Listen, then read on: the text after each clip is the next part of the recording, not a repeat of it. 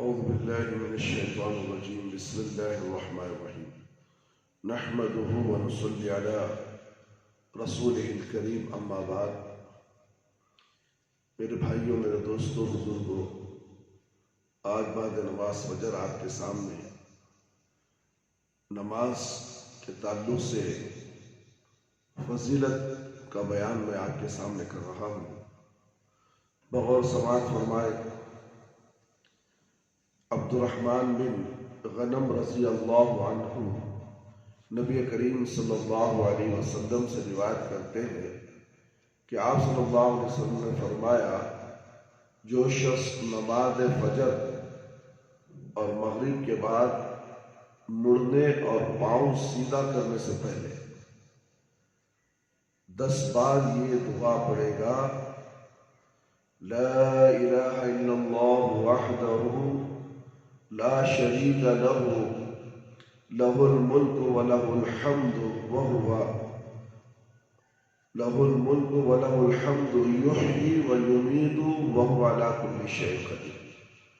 اس کا ترجمہ یہ ہے، اللہ کے سوا کوئی لائق عبادت نہیں، وہ اکیلا ہے، اس کا کوئی شریک نہیں، اس کا سب ملک ہے اور اسی کی سب تعریف ہے. وہ جلاتا ہے، وہی مارتا ہے، وہی ہر چیز پر قادر ہے. تو اللہ تعالیٰ اس کے ہر مرتبہ کہنے کے بدلے میں 10 نیکیاں لکھ دیتے ہیں، 10 برائیاں مٹا دیتے ہیں. 10 نیکیاں بھی لکھتے ہیں اور 10 برائیاں بھی لکھ دیتے ہیں. درجات بلند فرمائے گا اور ہر مکروہ بات سے محفوظ رکھا ہے. کوئی بھی زبان سے غلط بات، غلط کام نہیں کرے گا اور شیطان سے بھی محفوظ رہے گا. اللہ اکبر. دیکھو، فجر کی نماز پڑھنے کے بعد اللہ تعالیٰ شیطان سے بچا لیتا ہے. یہ کلمہ پڑھنے سے اللہ تعالیٰ کیا کر رہا ہے؟ شیطان سے محفوظ کر دے گا. 10 مرتبہ پڑھنا چاہیے میرے بھائی، میرے دوست. مگر ہم لوگ ہیں کہ فجر کی نماز میں سوئے ہوئے، تو پھر شیطان ہمیں چاروں طرف سے ستانے لگا ہے. شیطان خود جادو کرتا ہے، جادو بھی کراتا ہے، مصیبتیں میں مبتلا کرتا ہے. اس لیے میرے بھائی، فجر کی نماز کے بعد پیر موڑنے سے پہلے، سیدھا بیٹھنے سے پہلے، اگر کوئی شخص لا الہ الا اللہ وحدہ لا شریک لہ لہ الملک ولہ الحمد یحیی ویمیت وہو علی کل شیء قدیر، اگر اس کو 10 مرتبہ پڑھ لے، اس کے لیے کامیابی ہے. وہ شیطان سے بھی محفوظ رہے گا اور شرک باللہ کے سوا کوئی گناہ سے کوئی نقصان نہیں پہنچے گا، اور وہ سب سے اچھا عمل کرنے والا شمار ہوگا، الا یہ کہ کوئی اس سے بھی بہتر کچھ اور کہے.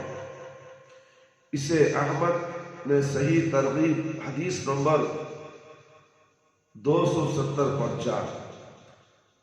آئیے اب دوسری فضیلت یہ ہے، صف اول کی فضیلت، نماز میں پہلی صف میں کھڑا ہونا.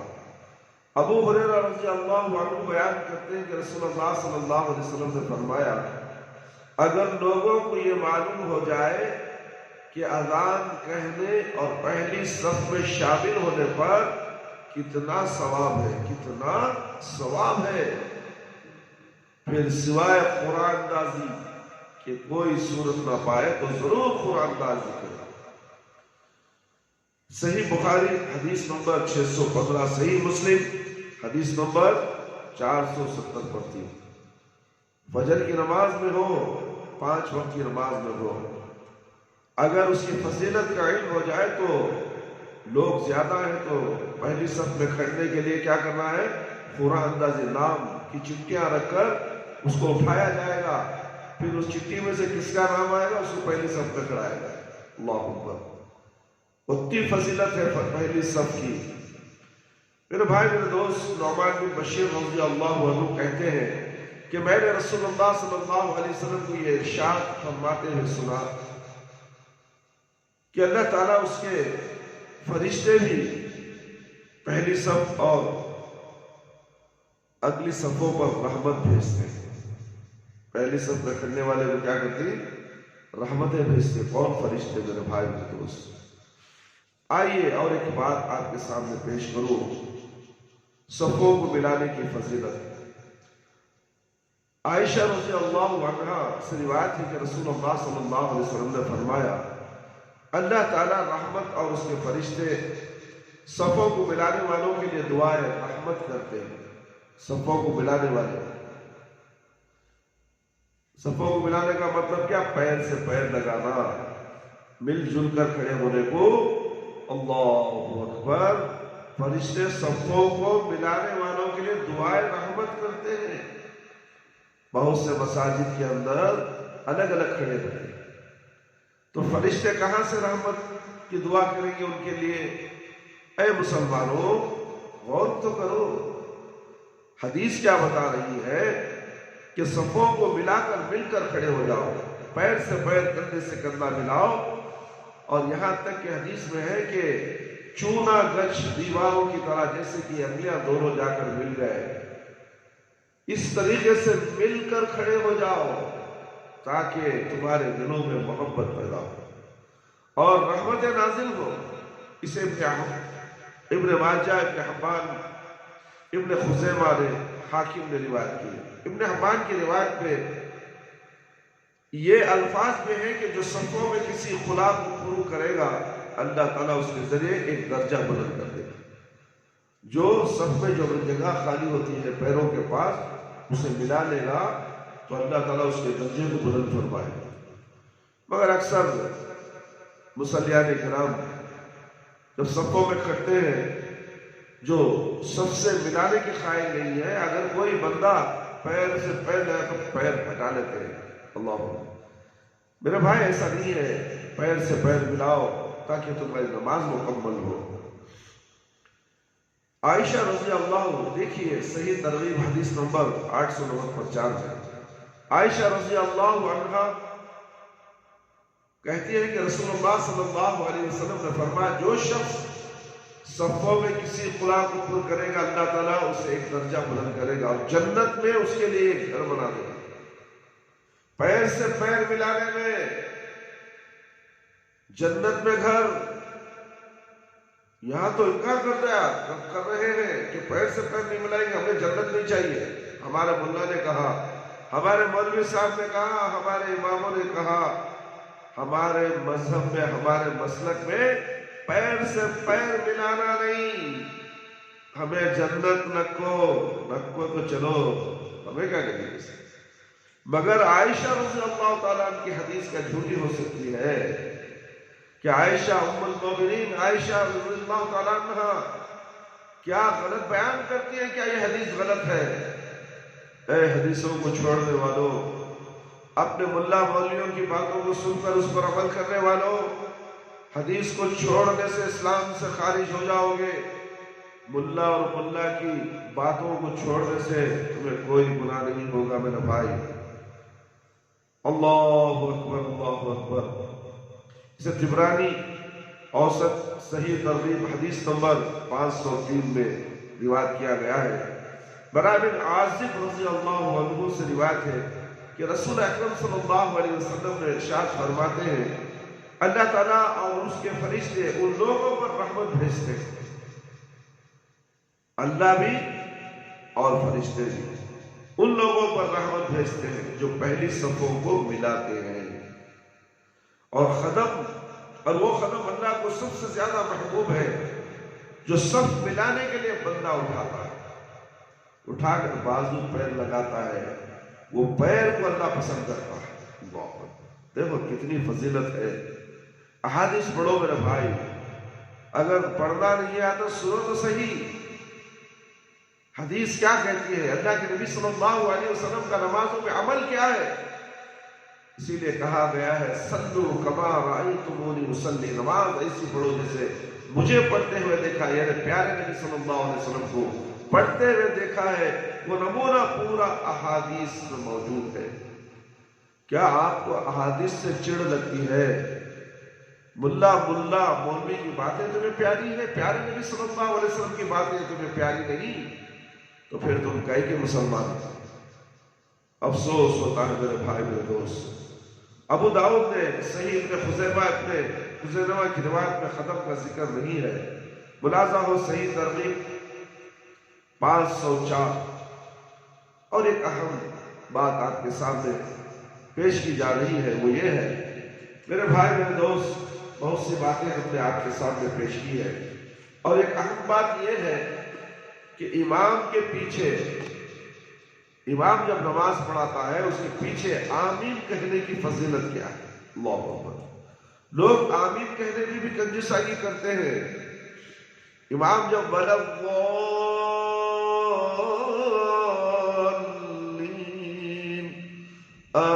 آمین،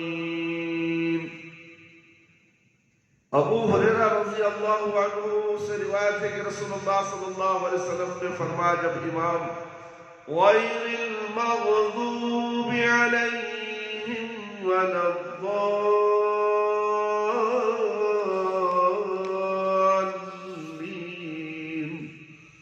آمین کہو، کیونکہ جس کی آمین فرشتوں کی آمین سے مل جائے تو اس کے تمام اگلے گناہ بخش دیے جائیں گے۔ جو آنے والے اگلے گناہ ہیں کرنے والا ہے وہ ابھی کیا نہیں گناہ، کرنے والا گناہ اللہ کو معلوم یہ گناہ کرنے والا ہے۔ آمین زور سے بولنے کی وجہ سے، امام کے ساتھ آمین بولنے کی وجہ سے، کیونکہ امام کے ساتھ فرشتے بھی آمین بولتے ہیں، امام اور فرشتے اور مصلیوں کی آمین، تینوں آمین ملنے کی وجہ سے بندے کے اگلے گناہ بخش دیے جائیں گے۔ موتا امام مالک بخاری حدیث نمبر 780، اور یہ الفاظ بخاری کے ہیں، صحیح مسلم حدیث نمبر 410، ابو داؤد نسائی ابن ماجہ۔ ان احادیثوں میں اس کا ذکر ہوا ہے میرے بھائی میرے دوست۔ اور ایک بات بول کر میں اپنی بات ختم کر دوں گا۔ ایک حدیث ہے اور ایک دو حدیث ہے، انشاءاللہ سمجھنے کے لیے کافی ہے، نماز کی فضیلت کے لیے کافی ہے، نماز کی قبولیت کے لیے کافی ہے۔ جیسا نماز اللہ نے سکھائی ہے پیارے نبی صلی اللہ علیہ وسلم کو، اور پیارے نبی صلی اللہ علیہ وسلم نے رہتی دنیا تک قیامت تک کے لیے نماز کا طریقہ صحابہ اکرام کے ذریعے سے ہم تک پہنچا دیا، اور اس میں کوئی غلو نہ کرے اور کبھی بھی نہ کرے۔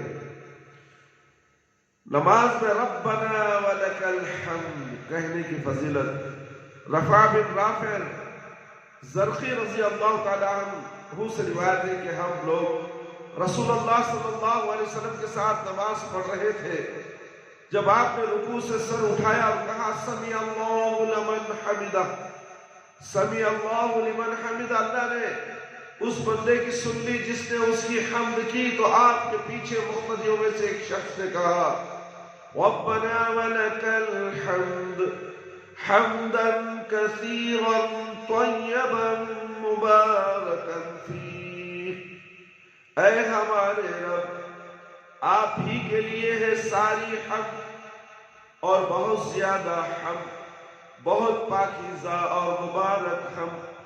جب رسول اللہ صلی اللہ علیہ وسلم نماز سے فارغ ہوئے، سلام پھرے، تو آپ صلی اللہ علیہ وسلم نے دریافت فرمایا یہ کلمات کس شخص نے کہے تھے؟ اللہ اکبر۔ اس شخص نے جواب دیا میں نے۔ آپ صلی اللہ علیہ وسلم نے فرمایا میں نے 30 سے زیادہ، کتنے؟ 30 سے زیادہ فرشتے دیکھے جو اس کو اس کوشش میں تھے کہ ان کلمات کو سب سے پہلے کون لکھے۔ 30 فرشتے لکھنے کے لیے آگے بڑھ رہے تھے، میں پہلے لکھتا ہوں، میں پہلے لکھتا ہوں اس نیکی کو۔ اسے مالک نے بخاری حدیث نمبر 709 ابو داؤد نسائی میں ذکر کیا گیا ہے۔ ابو ہریرہ رضی اللہ عنہ سے روایت ہے کہ رسول اللہ صلی اللہ علیہ وسلم نے فرمایا جب امام سمیع اللہ لمن حمدہ کہے تو تم اللہم ربنا لک الحمد کہو، کیونکہ جس کی بات فرشتوں کی بات سے مل گئی اس کے سابقہ تمام گناہ معاف کر دیے جائیں گے، پچھلے گناہ۔ جب امام کہے سمی اللہ لمن حمدہ تو مصلی کو چاہیے کہ اللہم ربنا لک الحمد کہے، یا تو ربنا لک الحمد حمدا کثیرا طیبا مبارکا فیہ۔ اتنا بڑا جملہ کہنے کی وجہ سے اس کے اگلے گناہ اور پچھلے گناہ معاف ہونے والے ہیں۔ میرے بھائی کہو، کیونکہ جس کی بات فرشتوں کی بات سے مل گئی اس کے تمام سابقہ گناہ معاف کر دیے جائیں گے۔ اسے مالک صحیح بخاری حدیث نمبر 7960، صحیح مسلم حدیث نمبر 409، ابو داؤد ترمذی نے روایت کی ہے۔ اور ایک فضیلت ایسی بھی ہے میرے بھائی میرے دوست، نماز میں پڑھی جانے والی چیز کو سمجھنے کی فضیلت ہے۔ عقبہ بن عامر رضی اللہ عنہ نبی کریم صلی اللہ علیہ وسلم سے روایت کرتے ہیں کہ آپ صلی اللہ علیہ وسلم نے فرمایا، جو کوئی مسلمان وضو کرے اور اچھی طرح وضو کرے، پھر نماز کے لیے کھڑا ہو اور دھیان بھی رکھے کہ کیا پڑھ رہا ہے، دھیان رکھنا چاہیے کیا نماز میں کیا پڑھا جا رہا ہے، تو نماز سے واپسی کے وقت اس کی یہ حالت ہوتی ہے کہ گویا آج ہی اس کی ماں نے اسے جنا ہے، آج ہی وہ ماں کے پیٹ سے نکلا ہے۔ اسی لیے نماز میں خشوع اور خضوع کی بہت ضرورت ہے میرے بھائی دوست۔ لوگ اتنی اسپیڈ کے ساتھ نماز پڑھتے ہیں کہ کیا پڑھا کیا نہیں کچھ نہیں معلوم، آیا کھڑا رکوع کریا سر کر کے اڑ گیا، پھر سر کر کے سجدے میں چلا گیا، پھر سجدے میں سر رکھا کہ نہیں، پھر سجدے سے سر اٹھا دیا۔ نہ نماز میں خشوع نہ خضوع اور خضوع کچھ بھی نہیں، جلد بازی ٹھوک مارنے والی نماز، ایسی نماز کو اللہ کے پاس کوئی قدر و قیمت نہیں ہے۔ قیامت کے دن وہ نماز تمہارے چہرے پر پھینک دی جائے گی۔ میرے بھائی میرے دوست، نماز میں سورہ فاتحہ اطمینان کے ساتھ پڑھی جائے۔ سورہ فاتحہ کو ٹہر ٹہر کر پڑھو، ایک سانس میں سورہ فاتحہ نماز میں مت پڑھو میرے بھائی میرے دوست، سمجھ کر پڑھو۔ اللہ سے آپ ہم کلام ہیں، آپ کا رابطہ اللہ سے ہوتا ہے جب سورہ فاتحہ بندہ نماز میں پڑھتا ہے۔ تو اس لیے میرے بھائی میرے دوست، نمازوں میں جو دعائیں پڑھتے ہو غور و فکر کرو، تشہد میں جو پڑھتے ہو اس پر بھی غور و فکر کرو، رکوع کے اندر جو سمیع اللہ رکوع کے اوپر رکوع میں جاتے ہو سبحان ربی العظیم سبحان ربی العظیم سبحان ربی العظیم، سجدے میں سبحان ربی العالی سمجھ کر پڑھو، اس کے معنی اور مطلب کو سمجھو، پھر دیکھو تمہارے زندگی میں کیسی بہاریں آئیں گی۔ اللہ تعالیٰ آپ کو دنیا میں بھی خوش رکھے گا اور آخرت کے لیے آپ کے لیے آخرت بھی بن جائے گی آپ کی۔ اس لیے میرے بھائی میرے دوست، نمازوں کی پابندی کیجئے، وقت پر نماز پڑھیے۔ جب اذان ہو گئی تو آپ کا رخ مسجد کی طرف ہو، کاروبار میں مصروف نہ رہے، گھروں میں بیٹھے نہ رہے کہ ابھی اقامت کا وقت ابھی ہے، ابھی امام صاحب اقامت کو بولے کہ جب میں مسجد کو جاؤں گا، مگر اذان ہوتے ہی مسجد میں داخل ہو جاؤ، وضو اچھی طرح کرو اور 2 رکعت نماز پڑھو، تحیت الوضو اور تحیت المسجد کا ثواب آپ کو ملنے والا۔ 2 رکعت میں تحیت الوضو، وضو کا ثواب، مسجد کے اندر داخل ہونے کا ثواب۔ کبھی بھی مسجد میں داخل ہو تو بیٹھو مت، نماز پڑھے بغیر، 2 رکعت پڑھے بغیر بیٹھو مت۔ اللہ اکبر، بیٹھنا نہیں چاہیے، نماز کے بعد ہی بیٹھے، 2 رکعت پڑھ کر بیٹھے اور انتظار کریں امام کا کہ فرض نماز کے لیے امام صاحب آئیں گے۔ اس وقت درمیان میں اذان اور اقامت کے درمیان میں 2 دعائیں کی جاتی ہے، اللہ تعالیٰ اس دعا کو رد نہیں کرتے، اللہ تعالیٰ اس دعا کو قبول کر لیتے ہیں۔ کہاں ہے آج کل لوگ؟ اقامت کے 5 منٹ نہیں 1 منٹ برابر قریب آئیں گے، وضو کریں گے، بھاگیں گے۔ اگر 5 منٹ پہلے آ گئے تو پھر 2 رکعت نماز پڑھنے کی انہیں نوبت نہیں آتی، کھڑے رہیں گے مسجد کو دیکھتے ہوئے، گھورتے ہوئے، واچ کو دیکھتے رہیں گے کہ ابھی 3 منٹ ہے، ابھی 2 منٹ ہے، ابھی 1 منٹ، نماز کا ٹائم ہوگا، چلو کھڑ جائیں۔ 2 رکعت پڑھ لے میرے بھائی، 2 رکعت پڑھ لے، یہ 2 رکعت تیرے لیے جنت کو پہنچا دیں گے۔ تیرے نامہ اعمال کے پڑھنے میں وزندار ہو جائیں گے.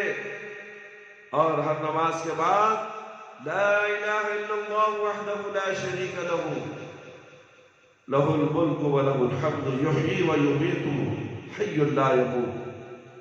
اللہ اکبر اللہ اکبر دعاؤں کو پڑھو. اس کے بعد دیکھو تمہاری زندگیوں میں کیسی بہاریں آتی ہیں. ہر نماز کے بعد ذکر و اذکار کر کے دعا کر کے مسجد سے اطمینان کے ساتھ جائیے, مسجد میں اطمینان سے آئیے اور وقار کے ساتھ آئیے, اور مسجد سے دعا کر کر اللہ سے کچھ لے کر جائیے, خالی ہاتھ مت جائیے. اللہ سے مانگیے. اللہ رب العالمین آپ کو ہر چیز سے نوازنے والے ہیں. اللہ سے جائز دعاؤں کا مطالبہ کیجیے, حرام چیزوں سے پناہ مانگیے اور حلال چیزوں کا مطالبہ کیجیے, اور اپنے گھر والوں کے لیے سلامتی کی دعا کرتے ہوئے جائیے. اللہ تعالیٰ سے دعا ہے کہ اللہ تعالیٰ مجھے اور آپ تمام کو تمام قرآن اور حدیث کی باتیں جو ہم نے آپ کے سامنے پیش کی ہے اسے غور و فکر کرتے ہوئے کہنے والے کو بھی اور سننے والوں کو بھی عمل کرنے کی توفیق عطا فرمائے. اللہ تعالیٰ ہم سب کو 5 وقت نماز پڑھنے والا بنا دے, وقت پر نماز پڑھنے والا بنا دے, نمازوں میں خشوع و خضوع عطا فرما. اے اللہ شرک سے بچا لے, بدعت سے بچا لے. اے اللہ ہم سب کو صراط مستقیم پر چلا دے. اے اللہ دنیا اور آخرت کی بھلائیاں عطا فرما. اے اللہ قبر کے عذاب سے بچا لے, جہنم کی آگ سے بچا لے. قبر کے سوالات بالکل آسان فرما دے. قبر کی تاریکی کو روشنی بدل دے. میدان حشر میں رسوائی سے بچا لے. اے اللہ ہمیں موت دے تو ایمان کی حالت میں موت دے. جب ہماری روح ہمارے جسم سے نکلے تو اے اللہ ہماری زبان پر کلمہ لا الہ الا اللہ محمد رسول اللہ جاری رہے. ربنا آتنا في الدنيا حسنة وفي الآخرة حسنة وقنا عذاب النار. ربنا ظلمنا أنفسنا وإن لم تغفر لنا وترحمنا لنكونن من الخاسرين. ربنا هب لنا من أزواجنا وذرياتنا قرة أعين واجعلنا للمتقين إماما. رب هب لي من الصالحين. ربنا تقبل منا إنك أنت السميع العليم وتب علينا إنك أنت التواب الرحيم. سبحان ربك رب العزة عما يصفون وسلام على المرسلين والحمد لله رب العالمين. يا حي يا قيوم برحمتك أستغيث.